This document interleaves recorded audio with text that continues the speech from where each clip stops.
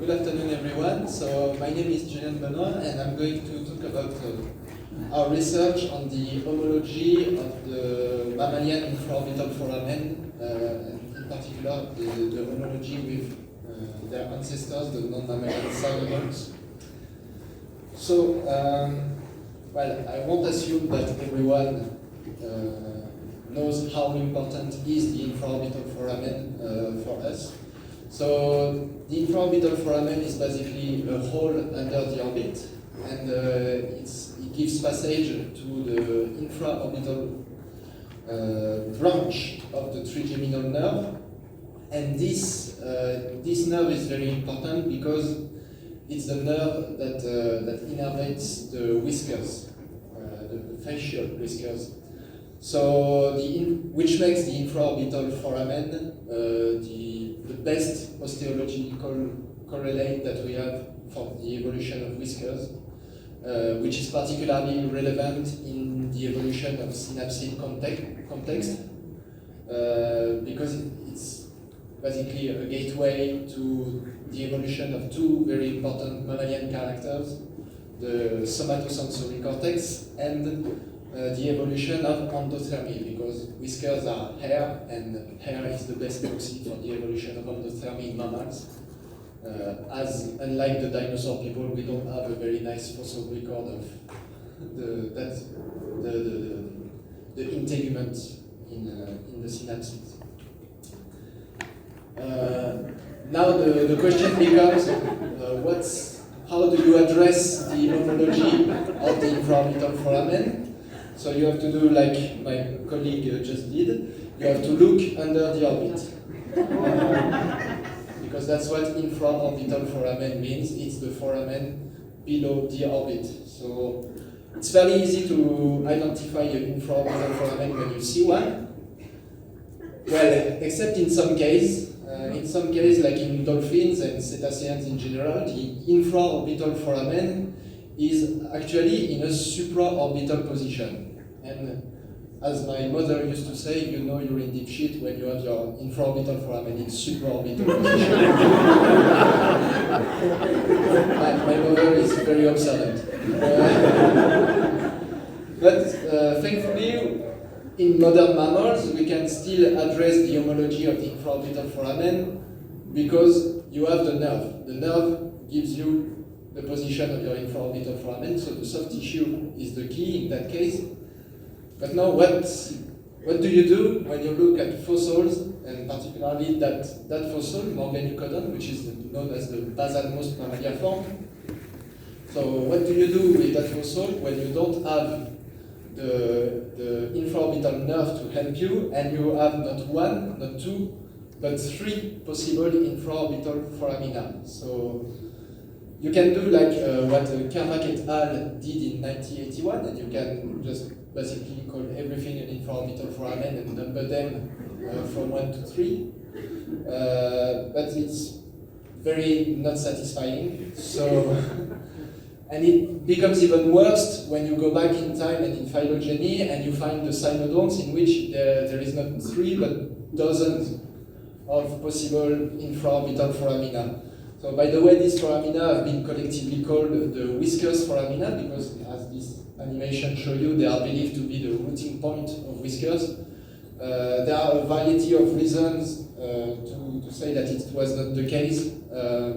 First, whiskers are used for whisking, and whisking implies some movements for tactile recognition. And well, if your whiskers are stuck in a little osseous foramina, they are not very efficient at whisking. And the second reason is when you look at most reptiles, including this glorious Tyrannosaurus rex, you find the exact same foramina as the one you find in cynodonts and other therapsids. So if you want therapsids to have whiskers because they had these little foramina, then you will have to admit that Tyrannosaurus rex had a beautiful mustache.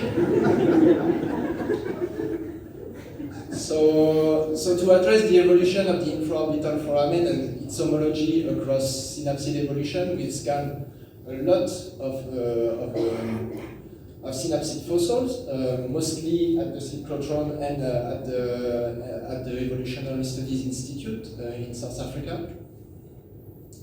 So these are our results.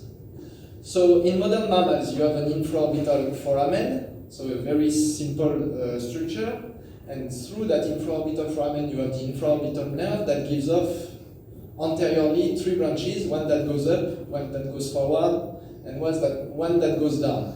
And caudal to the infraorbital foramen, you have a number of branches that are directed toward the teeth. So these are called the alveolar branches. And what's interesting is that in cynodonts and most therapsids, you find the exact same organization, not of the nerve, but of the maxillary canal. So the maxillary canal is the equivalent of the infraorbital foramen, except that it encloses the infraorbital nerve on its complete length. But you essentially find the same branches of in the maxillary canal that you find in the infraorbital nerve in modern species. So you have a branch that goes up in Trinexodon, a branch that goes forward, and a branch that goes down, and caudal to them, so that part corresponds to is homologous to the infraorbital nerve, and caudal to that you have branches that are directed toward the teeth, the postcanine teeth, that corresponds to the alveolar rami. And this structure is different from what you find in sauropsids, in which the branches ramify more or less randomly, like in tortoise and Tyrannosaurus, for example. And so one thing first is that it's very interesting to see that this organization, this fundamental organization of the infraorbital nerve, is very conserved among synapsids, as you find it in cynodonts, mammals, but also in very basal synapsids like the pelycosaurs. So Eleosaurus, for example, is a pelycosaur in which you find also that division between an anterior part that has branches going up, forward, down, and the posterior part in which you have branches that are oriented toward the alveoli.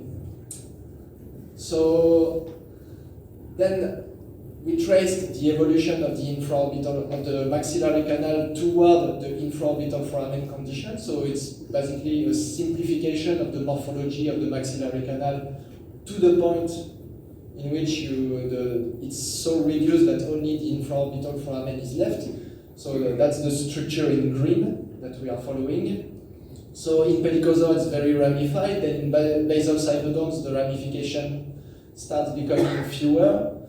And then from basal probedognathians until derived probedognathians, so the direct ancestors of cynodonts, you really have a drastic reduction of the number of branches to the point that in derived probedognathians more derived than Probenognathus itself, the maxillary canal is basically at the same stage as the infraorbital foramen. So they do have an infraorbital foramen. So if anything, whisking, it means that whisking became possible in the last common ancestor of Probedognathus and more derived Probedognathians, including mammals, which means that that whiskers likely or hypothetically evolved 241 million years ago. And now we can deep dive into the homology, the exact homology of the infraorbital foraminae in early mammalia forms and in these derived Probedognathians. So here you have Brasilitherium, in which you find the same organization as in Morganicodon. So you have 3 infraorbital foramina, and this is how they are connected to the maxillary canal. And so if you compare now Brasilitherium to modern mammal, you will find that the anterior-most branch is consistently oriented toward the canine in those derived cynodonts, just like the rostral alveolar nerve in modern mammals. So we can safely homologize the first infraorbital foramen to the rostral alveolar branch. Then the caudalmost branch, the blue one, infraorbital foramen number 3, is consistently located at the lacrimal maxilla suture, so which is a characteristic that you find with the exit at the exit of the zygomaticofacial nerve. So same thing, we can safely homologize that foramen to the foramen for the zygomaticofacial nerve, which leaves us only with infraorbital foramen number 2 to be homologous with the exit of the actual infraorbital foramen. So if we come back to our Morganicodon, we have a caudal foramen located at the lacrimal maxillary suture, which is the zygomaticofacial foramen. We have an anteriormost foramen that is located right next to the canal, and is thus more likely homologous to the rostral alveolar foramen, which leaves us with the infraorbital foramen number 2, which is the actual infraorbital foramen, the actual mammalian infraorbital foramen. Problem solved.